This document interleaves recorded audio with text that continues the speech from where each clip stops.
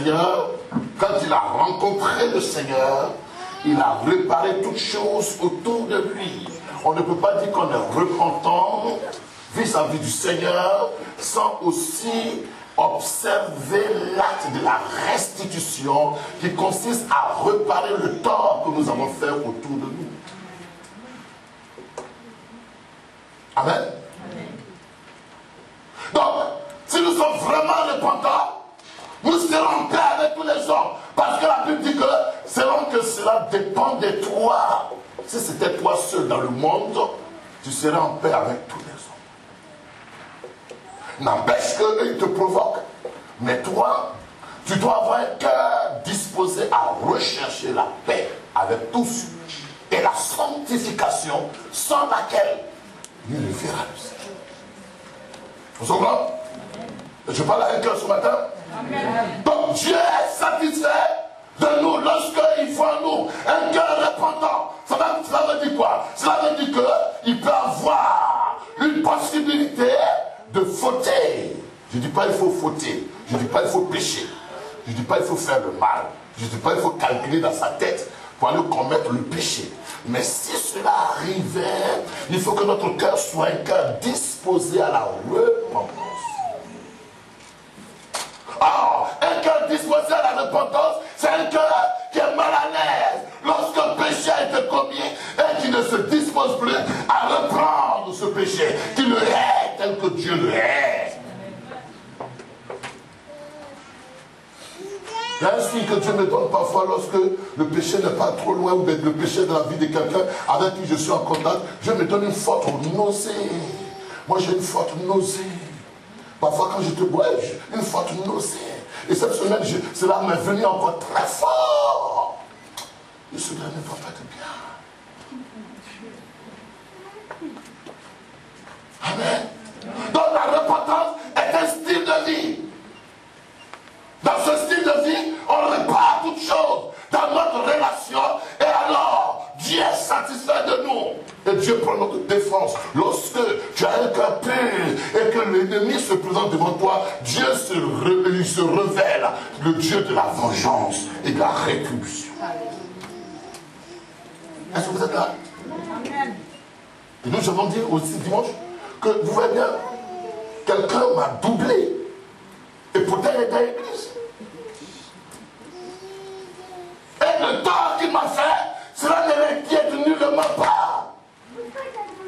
Cela ne le dérange pas. Et il peut louer le Seigneur. Alléluia. Non, ça n'a rien à voir. La Bible dit que si tu dis que tu aimes Dieu et ton frère qui est à côté de toi, il gémit. Où est l'amour que tu as de Dieu? Amen. Dites Amen.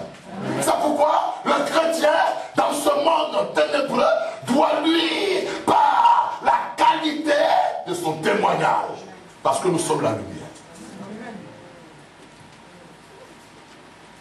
Moi, Dieu m'a fait grâce. Je disais cela à Serge. Dieu m'a fait grâce. Dans ma région, toute la région, j'étais déjà à l'âge de 16 ans, 16, 20 ans, et puis on m'appelait pasteur, pasteur. Quand je viens au village, pasteur. Donc, pasteur, là, moi-même, mon cœur brûle souvent. Je veux draguer certaines filles. Quand je drague, ah, tu es pasteur. Donc là, je dis, ah,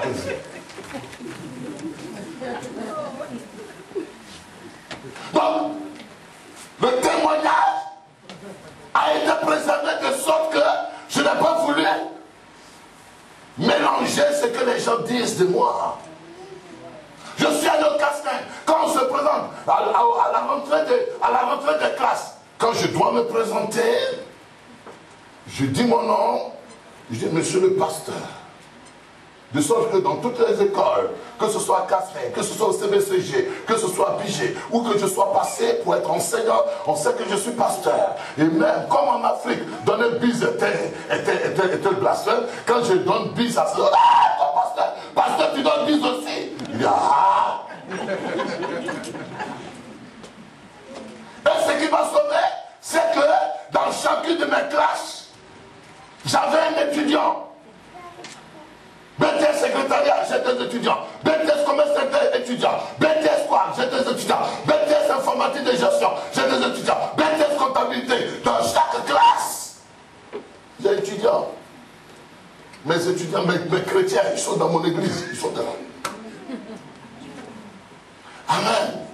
Donc, une attitude de repentance veille sur ses relations, veille sur le témoignage, afin que par ce témoignage, le nom de Christ soit glorifié.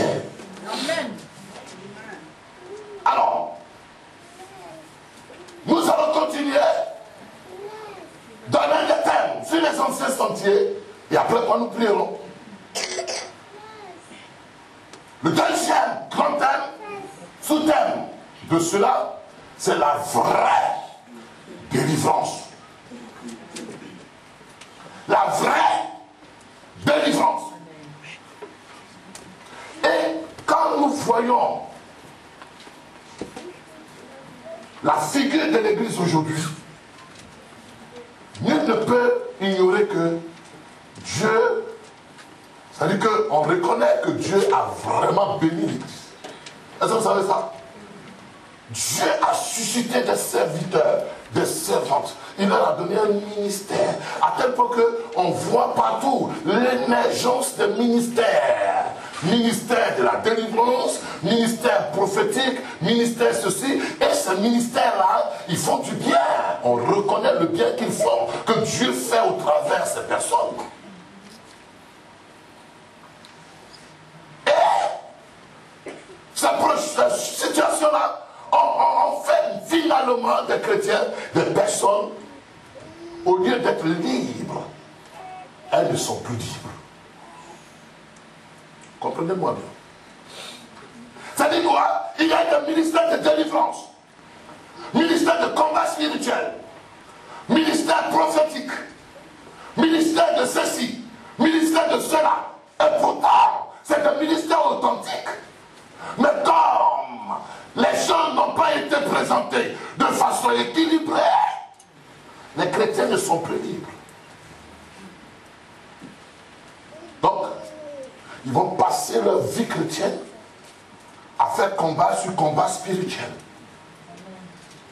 Ils vont passer leur vie chrétienne à faire révélation sur révélation de ma tante et de mon oncle, de mon père qui est sorcier.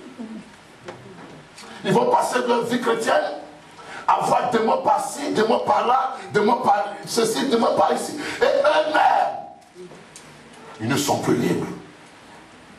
Au lieu que ce ministère de révélation, ce ministère de délivrance, ce ministère prophétique, ce ministère qui soit un ministère authentique, apporte du bien, les gens ne sont plus libres. Je vais expliquer cela tout à l'heure. Mais pourquoi ils ne sont pas libres? Pourquoi malgré les onctions sur la délivrance, les séminaires sur la délivrance, les cultes sur la délivrance, les gens ne sont pas libres? C'est parce que il y a un élément fondamental qu'il ne faut pas occulter, c'est la repentance. Amen. Dites Amen. C'est la repentance. Tu vas voir des gens à qui on va faire la délivrance. Ici, on n'a pas fait un programme de délivrance. Amen. On a fait un culte de délivrance, non? Sur les hôtels. On a fait plusieurs cultes de délivrance sur le combat spirituel. En principe, quand ces messages sont apportés, ces messages doivent apporter la vie, doivent apporter la restauration, doivent apporter le renouveau, doivent apporter un rafraîchissement, doivent apporter un réveil. Et cependant, malgré que cela a été donné avec toute l'énergie, on ne voit que les gens régresser.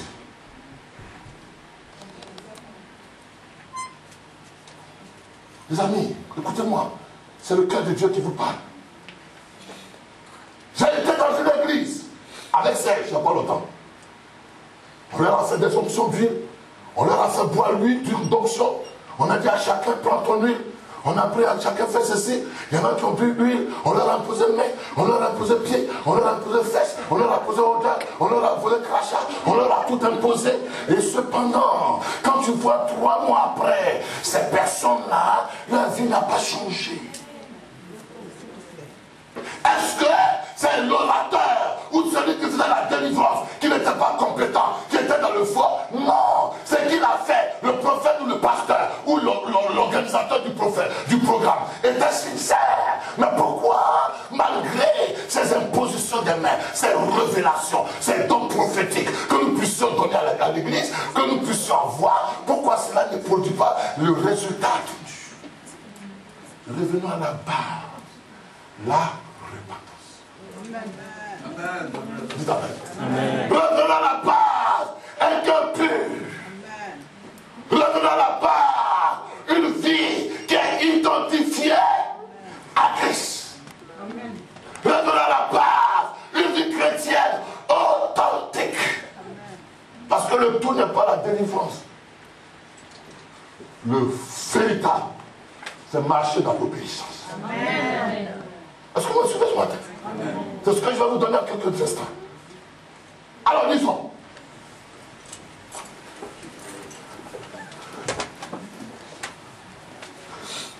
En Jérémie, en Jean, chapitre 8, on va lire ça d'abord.